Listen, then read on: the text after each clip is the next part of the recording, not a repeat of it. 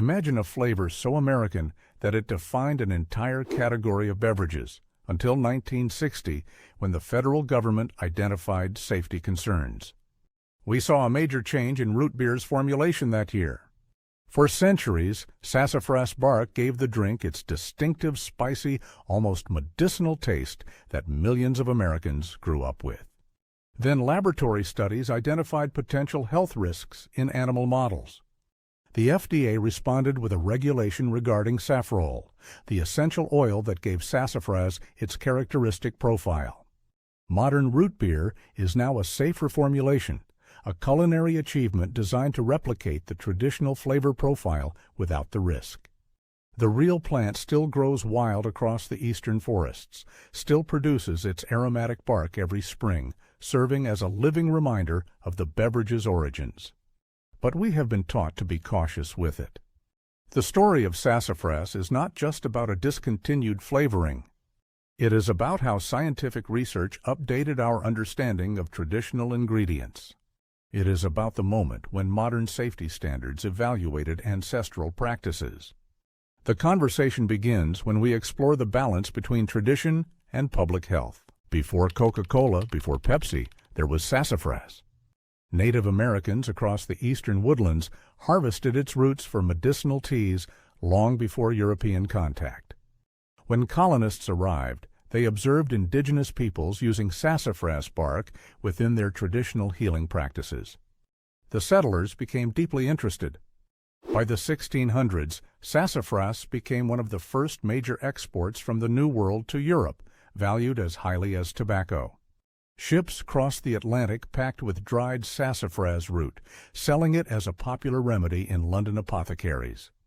The English believed it had properties beneficial for blood and various ailments.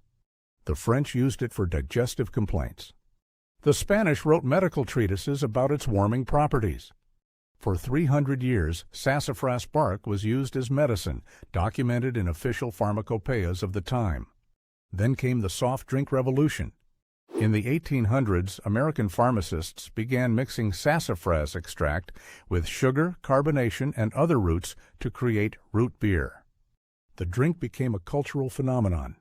It was the taste of summer, of soda fountains, of childhood, until the government identified toxicological concerns. In 1960, the FDA released results from a study that would alter American beverage history.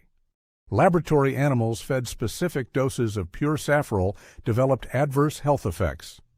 The doses used in the study were significant, designed to test the maximum potential toxicity of the substance. The regulatory logic was consistent. Substances shown to be carcinogenic in animal studies are generally restricted. The Delaney Clause of 1958 established strict standards for food additives to ensure consumer safety. Saffrole was classified as a potential carcinogen.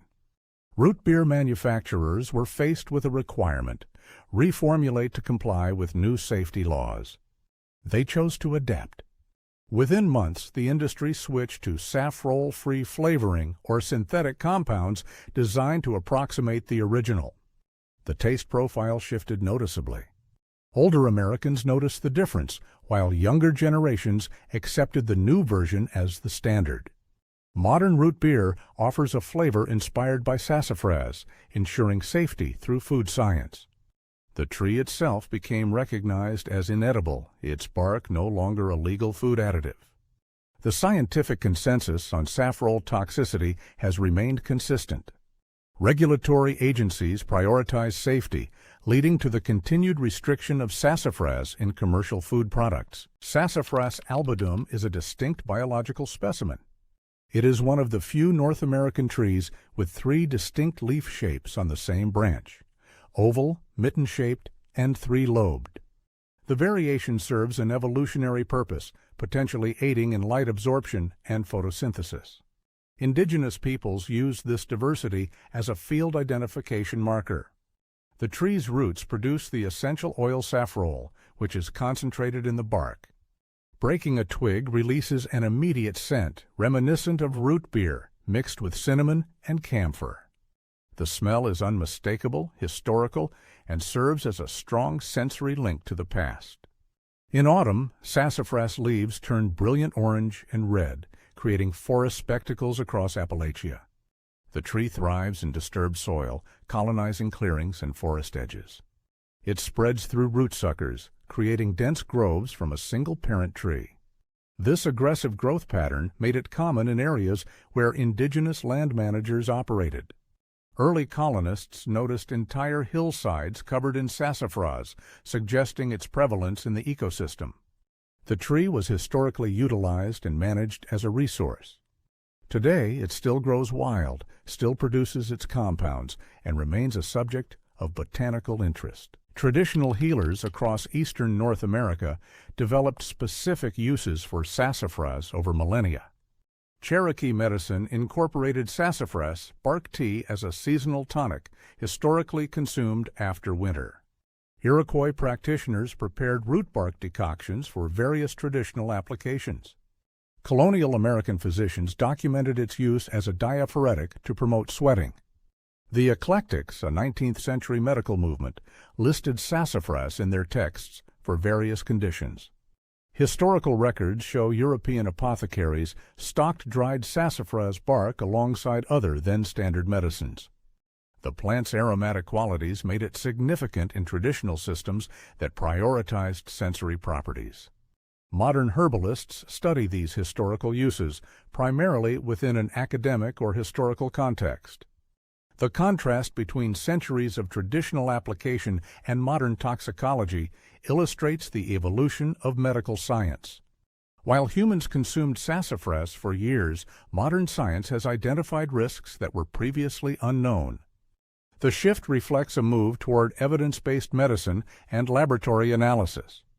The FDA ban effectively removed sassafras from the modern American diet. The 1960 ban did not just change root beer recipes, it altered a rural economic model. Appalachian families had harvested wild sassafras bark for generations, selling it to supply chains. The trade provided supplemental income for mountain communities with limited agricultural options. Consequently, that specific market ceased to exist. Pharmaceutical companies stopped purchasing the restricted substance. Flavor manufacturers aligned with federal regulations.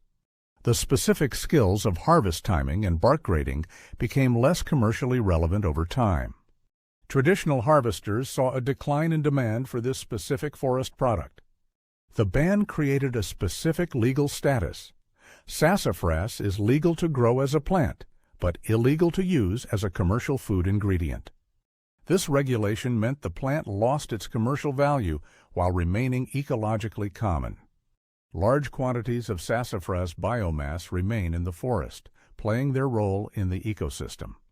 The industrial system required standardized safety profiles that wild harvested ingredients could not guarantee. So the industry moved forward, replacing traditional harvesting with controlled flavoring production. Those who remember pre-1960 root beer describe the taste as distinct from modern versions. Real sassafras provided a complex flavor profile that developed on the palate. The initial taste was sweet and aromatic, often compared to wintergreen and anise. The profile included spicy notes distinct from the vanilla-heavy formulas common today. The finish offered a cooling sensation characteristic of the plant's essential oils. Modern root beer is formulated to be sweeter and more uniform. The artificial sassafras flavoring captures the primary notes, but differs from the chemical complexity of the raw plant. Food historians view traditional root beer as a discontinued recipe, similar to other historical foodways. The ban resulted in a significant change in the American palate. An entire generation grew up accustomed to the safety-compliant version of root beer. This represents a shift in culinary culture driven by health regulations. We changed a beverage ingredient which altered our sensory connection to a specific era. The scientific community has established standards regarding sassafras safety. It is noted that saffrol is also present in trace amounts in spices like nutmeg and black pepper. These spices remain legal due to the significantly lower levels of the compound. The FDA's position is that the concentration in sassafras oil is high enough to warrant restriction. Dosage calculations compare traditional consumption against the toxicity thresholds identified in studies. Toxicologists emphasize that metabolic differences between species are considered when setting safety margins. Agencies apply the precautionary principle, prioritizing public health by minimizing exposure. Meanwhile, saffrole-free sassafras extract remains legal, produced by chemically removing the compound. This treated version appears in some craft root beers marketed as having a traditional profile. Removing saffrole changes the chemical composition, resulting in a safer product. It is similar to decaffeinated coffee, processed to remove specific active ingredients. The discussion highlights the balance regulators strike between safety and tradition. The goal of the regulations is to protect consumers from potential long-term risks. Despite the federal ban, sassafras remains a common species in American forests. Naturalists still identify the tree in the wild, appreciating it for its botanical characteristics. The plant grows abundantly, making it a frequent sight for hikers. Locals in Appalachia still recognize where sassafras groves grow and can identify the tree by its bark. Historians preserve the knowledge of traditional practices as part of folklore studies. Online resources discuss identification and botany, preserving the theoretical knowledge of the species. This interest helps keep the botanical history of sassafras alive. The plant itself thrives, continuing its biological life cycle. Every spring, new shoots emerge with their distinctive trilobed leaves. Every fall, the roots develop their characteristic biology. The tree continues to grow as it has for millions of years, independent of its commercial status. Nature follows its own biological patterns. Cultivating sassafras as an ornamental tree is legal and possible. The tree adapts to various soil types, preferring well-drained, slightly acidic conditions. It tolerates partial shade but produces better foliage in full sun. Propagation occurs through seeds, root cuttings, or by transplanting wild shoots. Once established, sassafras requires minimal maintenance, no fertilization, and little irrigation. The tree fixes nitrogen, improves soil quality, and supports native wildlife. Birds consume the dark blue berries in autumn, dispersing seeds naturally. Deer generally avoid sassafras, making it a useful choice for landscaping in rural areas. The tree reaches 30-60 feet at maturity, creating dappled shade and autumn color. For those interested in native plants, growing sassafras is an act of ecological gardening. You are maintaining a species that has played a significant role in American natural history.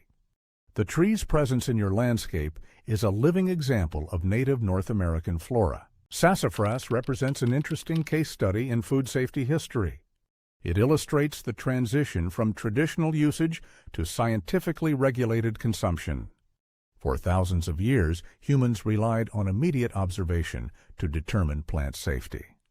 Cultures learned through experience which plants were useful, though long-term effects were harder to track. This knowledge was passed down, forming the basis of early medicine. Modern toxicology provided new tools to analyze these plants at a molecular level. The 1960 ban was based on the understanding that some risks are not immediately apparent. This scientific shift changed how we evaluate natural ingredients. We supplemented ancestral observation with modern toxicological analysis. We prioritized verified safety over historical continuity. Safety regulations aim to ensure well-being across the population. A modern food system relies on rigorous testing to identify potential hazards in traditional foods. Sassafras serves as an example of this developing understanding. The story of sassafras is one of change and adaptation. We moved away from the original ingredient that defined a national beverage and supported an export industry. But the tree survives. Every forest in the eastern United States contains sassafras. The history of its use is preserved in books and museums. The question is how we choose to remember this history.